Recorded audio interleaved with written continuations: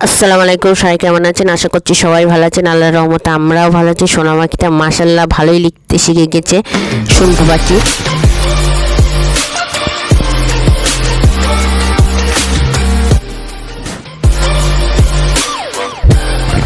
এদিকে আমি ওর পছন্দের জিনিস হচ্ছে লুচি বানাবো।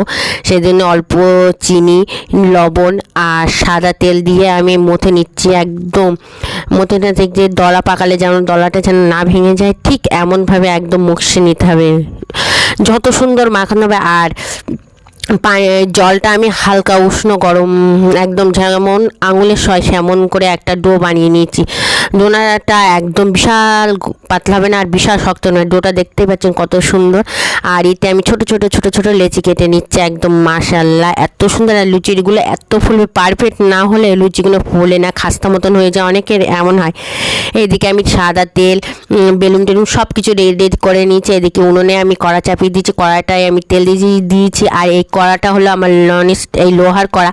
আর এইদিকে আমার যা বেলে দিচ্ছে, মাশাআল্লাহ আমার যা এত সুন্দর লুচি করে, তা কি বলবো, পারফেক্ট লুচি একদম গোল গোল করে আমার যা বেলে দিচ্ছে। আর আমি এইদিকে লুচিটা ছেঁকছি। মাশাআল্লাহ দেখেন এত সুন্দর বেলুম কত সুন্দর ফুলেছে, দেখতেই পাচ্ছেন একদম পারফেক্ট সুন্দর। একটু লালচে করে ভেজে নেবো।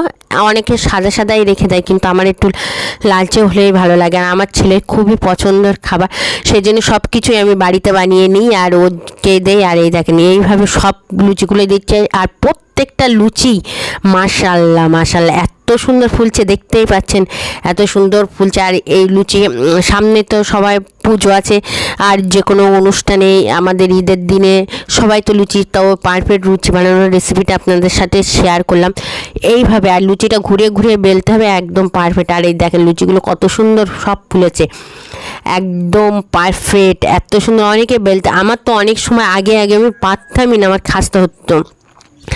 লাস্টে ওর আমার হাজব্যান্ড আমাকে বলতো তোমাকে লুচি বানানোর হবে না, কিন্তু আমার যা আমাকে বললো, বা আমি ইউটিউব দেখে কিছু আর নিজের আইডিয়ারে করে একদম পারফেক্ট। আর আমার ছেলেকে খাওয়াতে দিয়েছি। আর নকশা কাকে বলে, ও কী প্রবার ওকে না দেখলেই বোঝা যাবে না। আর আমার কথাটা অনেকটা বেড়ে যাচ্ছে, বা শরীরটা প্রচুর খারাপ, আর শারীরিক মানসিক দুই দিকে চাপ প্রচুর, তো ভিডিও না দিলেই নয়। সেজন্য একটু অল্প করে আপনাদের ভিডিও দিচ্ছি। আর এই দেখেন তাতে আছে মাংস কষার রেসিপিটাও আগে আমি দিয়ে দিচ্ছি পারফেক্ট। আমি খেতে বিদায় নিচ্ছি। তো ভিডিওটা যে এই পর্যন্ত, সবাই ভালো থাকবেন, সুস্থ থাকবেন, আজ ব্লগের সাথে থাকবেন, আমাদের জন্য দোয়া করবেন। কোথাও বেশ বাই টাটা। আমার চ্যানেলটা সবাই সাবস্ক্রাইব করবেন।